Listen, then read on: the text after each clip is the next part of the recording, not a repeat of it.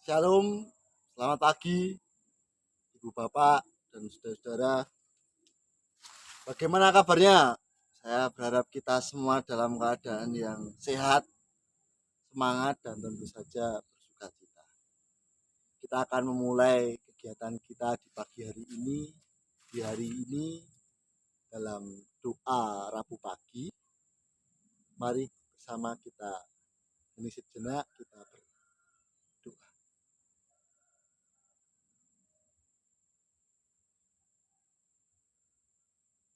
Pagi yang luar biasa Tuhan, boleh kami rasakan penyertaan Tuhan terjadi atas kehidupan kami. Banyak hal boleh kami lalui hingga pada pagi hari ini kami boleh bangun. Kami bersama rindu untuk mendengarkan firman-Mu, belajar firman-Mu yang tertulis di dalam Alkitab. Kiranya Tuhan yang memampukan kami sehingga kami dapat mengerti. Terlebih nantinya Tuhan mendorong kami untuk terus bertanggung jawab melaksanakannya dalam kehidupan kami sehari-hari.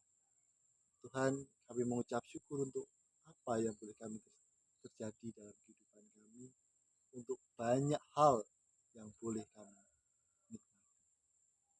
Inilah doa kami Tuhan, syukur kami, dalam nama Tuhan Yesus kami berdoa. Amin. Pagi yang luar biasa ini kita akan memulai dengan membaca dari Yesaya 41. Yesaya 41 ayat 5 sampai yang ke-10. Yesaya 41 ayat 5 sampai yang ke-10.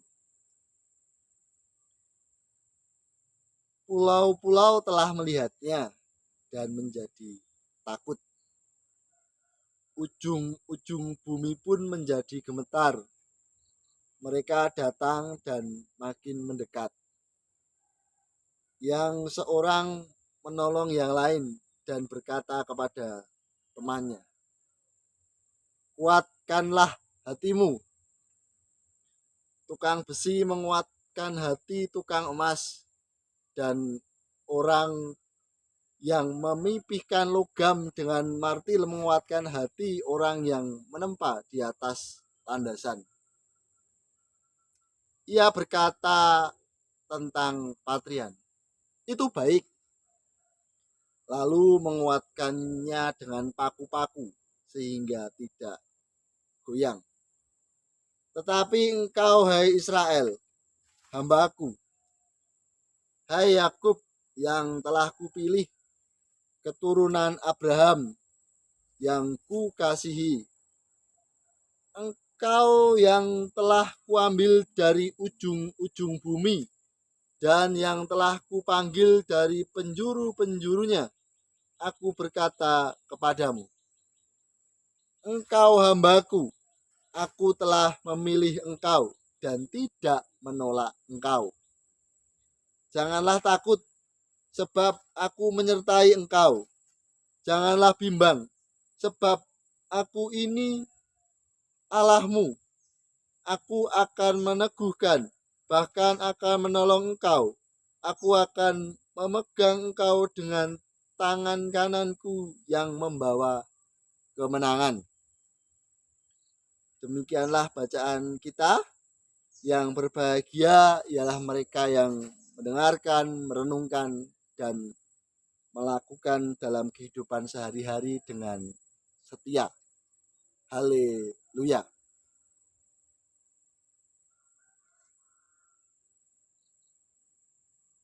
Ibu bapak dan saudara-saudara, beberapa hari yang lalu saya melihat status teman di WhatsApp.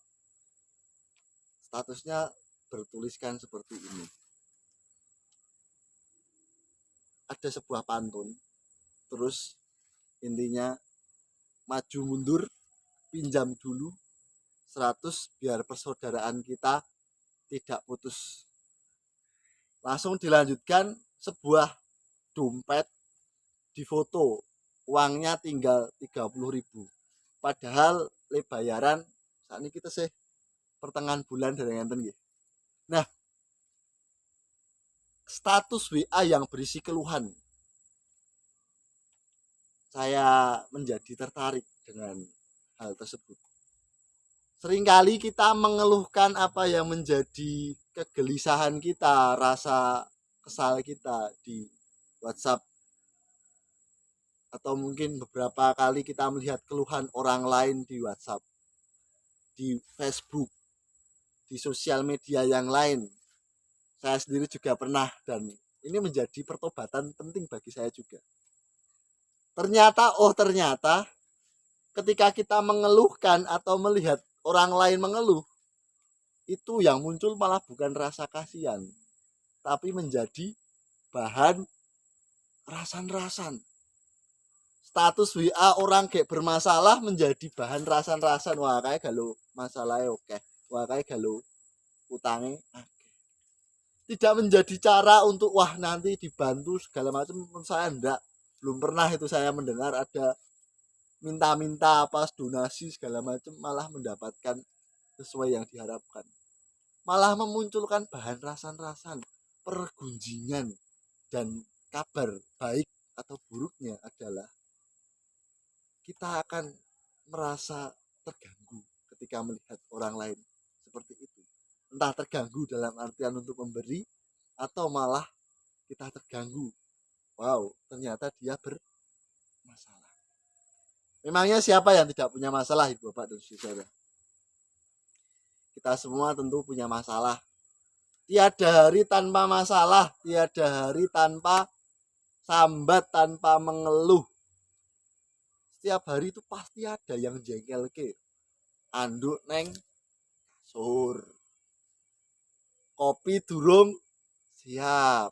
Dalanan macet. Apalagi cicilan. Wah, kalau malah ngurut ke masalah itu bisa banyak sekali. Ibu bapak dan saudara-saudara, di tengah berbagai macam masalah tadi, bacaan kita menjadi sangat menarik untuk kita refleksikan. Tadi merupakan tulisan yang ditulis dalam kerangka refleksinya Yesaya. Yesaya menulis dalam rangka kebesaran Tuhan, kemahakuasaan Tuhan. Dia seorang nabi yang menyuarakan apa yang menjadi komunikasi dengan umatnya. Paling tidak ada beberapa hal yang bisa kita perhatikan. Janganlah takut, sebab aku menyertai engkau. Ayatnya yang ke-10. Siapa dari kita yang tidak pernah takut? Bahkan kita punya ketakutan akan hari esok. Kekhawatiran. Siapa yang tidak punya kekhawatiran? Kita sudah berusaha segala macam pun tetap ada ruang-ruang yang tidak bisa kita antisipasi. Ada saja hal yang tidak bisa kita jangkau.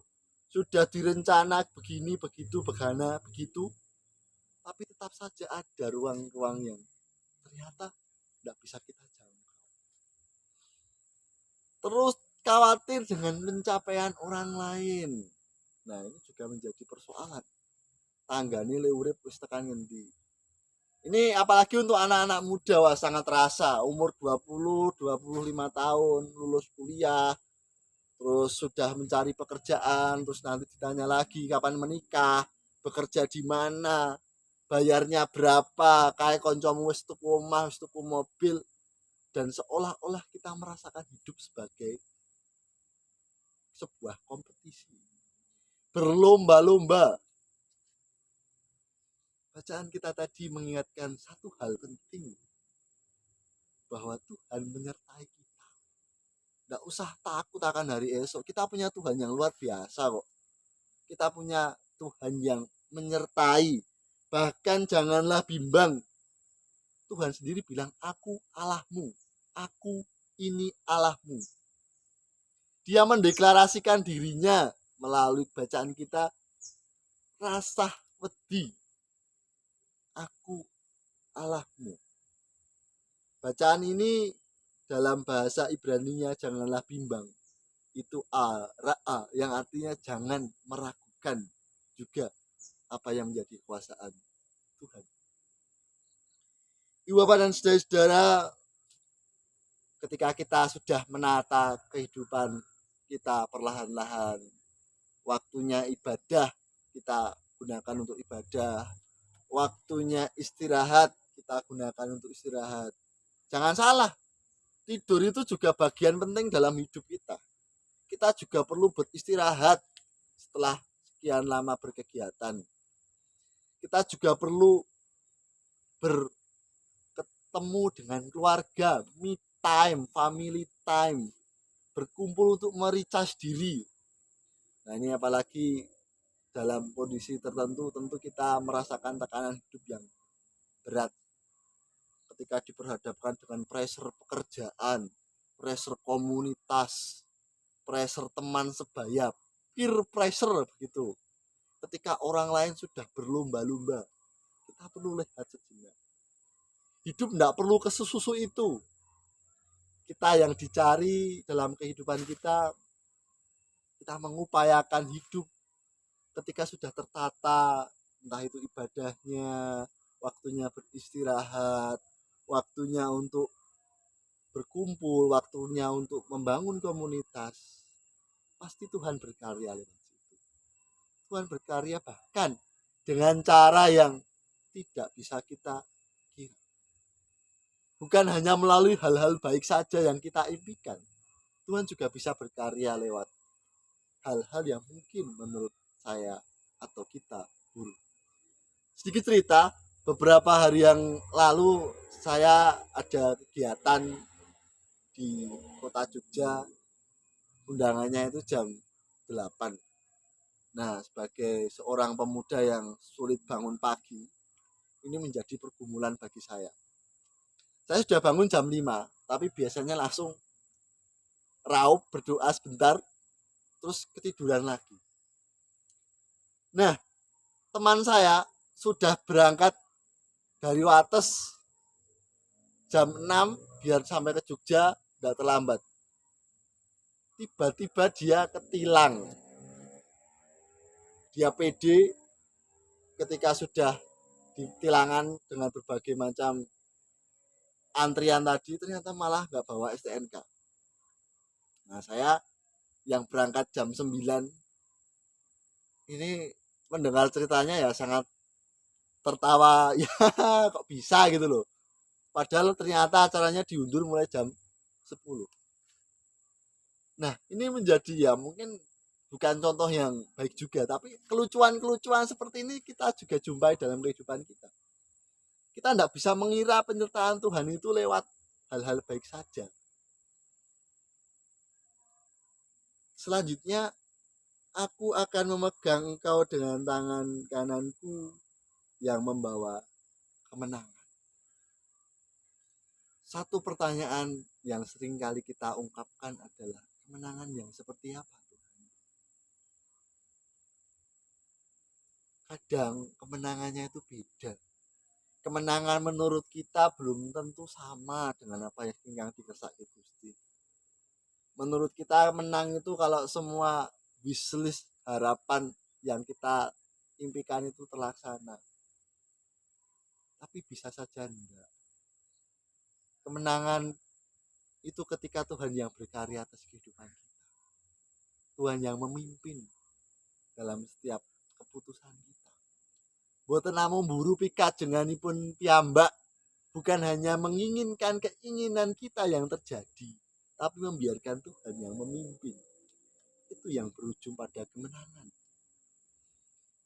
Ketika semua sudah berlalu, mungkin itulah momen-momen di mana kita bisa berrefleksi. Ibu bapak dan saudara-saudara, kembali ke status WA tadi. Ini juga menjadi panggilan dalam kehidupan kita. Ketika kita menyadari bahwa Tuhan menyertai kita, Tuhan meneguhkan kita dalam persoalan kehidupan kita, Tuhan yang menolong, lalu bagaimana dengan kita? Apakah ini hanya hubungan saya dengan Tuhan saja lalu beres? Apakah ini hanya hubungan sik penting aku wis ditulung Gusti, sik penting aku wis menang, aku wis disertai kalih Gusti? bacaan kita tadi juga menunjukkan bagaimana kita juga perlu terlibat. Ada tindakan untuk bergabung, peduli, PK terhadap apa yang dilakukan orang lain. Yang seorang menolong yang lain dan berkata kepada temannya, kuatkanlah hatimu. Yang seorang menolong yang lain. Kita menjadi kabar sukacita bagi orang lain. Kita menjadi hal yang menggembirakan. Wah, nek ketemu kayak gini rasanya ser. Meskipunnya itu. Ketika kita menjadi kabar sukacita bagi orang lain, kita juga diharapkan untuk berdampak. Tukang besi menguatkan hati tukang emas. Nah, ini juga berbicara soal ya dalam kehidupan kita juga diperhadapkan dengan tingkatan-tingkatan sosial yang perlu kita akui. Kita yakin ada strata-strata sosial, ekonomi, pendidikan, dan itu perlu diakui terlebih dahulu. Alih-alih berbicara orang semua itu sama, enggak. Semua orang itu enggak sama. Semua orang itu punya luka masing-masing, punya kepentingan masing-masing, dan jangan pernah meromantisasi kalau semua orang itu sama. Semua orang itu punya luka masing-masing yang bisa saja berbeda. Tapi kita punya panggilan untuk menolong yang lain dan berkata kuatkanlah hatimu. Bahkan tukang besi sama tukang emas kira-kira sudah bisa digambarkan dengan besi dengan emas. Ternyata mereka bisa memberikan penguatan, kabar sukacita, dampak yang baik dalam kehidupan kita. Ada berbagai macam hal yang mungkin tidak akan sesuai dengan kehendak kita. Tapi disitulah kita belajar. Kita belajar bahwa ada orang lain yang perlu diri kita. Kita belajar bahwa ternyata di dalam kesukaran hidup ini penyertaan Tuhan bisa saja ada. Dan selalu ada. Dan pasti ada. Kita tidak perlu takut menghadapi hari esok yang tidak menentu. Kita tidak perlu bimbang menghadapi hidup yang berbagai macam pilihannya. Atau mungkin bahkan kita tidak punya pilihan dalam menjalani kehidupan ini. Kita tidak perlu gentar karena Tuhan yang meneguhkan setiap langkah kita. Melalui apa? Melalui perjumpaan-perjumpaan kita dengan persoalan hidup. Melalui perjumpaan-perjumpaan dengan hal-hal yang mungkin tidak kita senangi. Melalui hal-hal yang membuat kita semakin dewasa, semakin bertumbuh di dalam iman kita. Ibu bapak dan saudara-saudara, saya ingin menutup permenungan kita ini dengan sebuah cerita.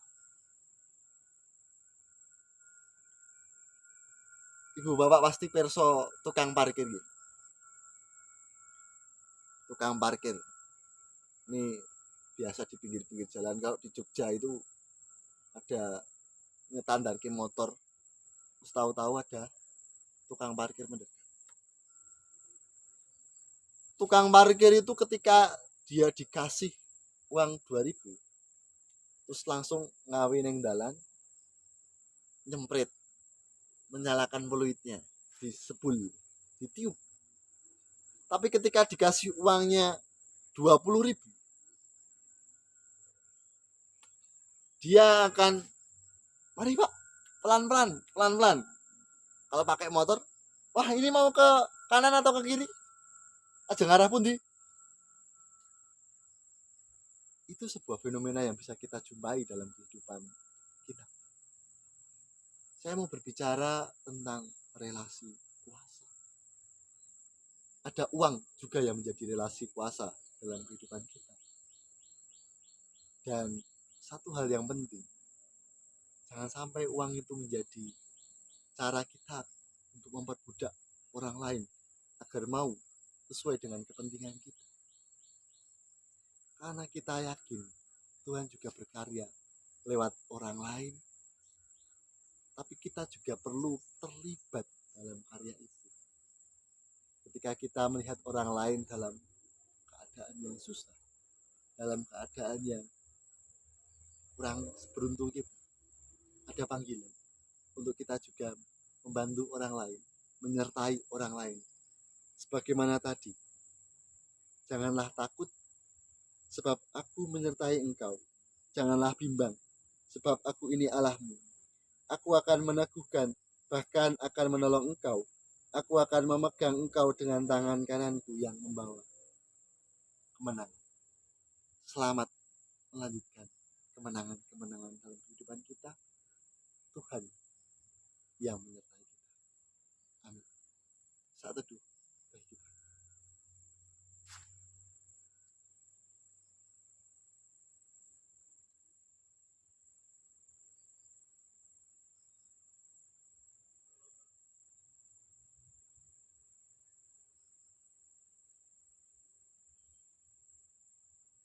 Mengucap syukur ya Tuhan untuk segala hal yang boleh kami dengarkan, untuk firman-Mu yang boleh kami baca, untuk penguatan dan kabar sukacita yang boleh kami terima. Tuhan, kami senang kami boleh memulai pagi hari ini dengan doa Rabu pagi.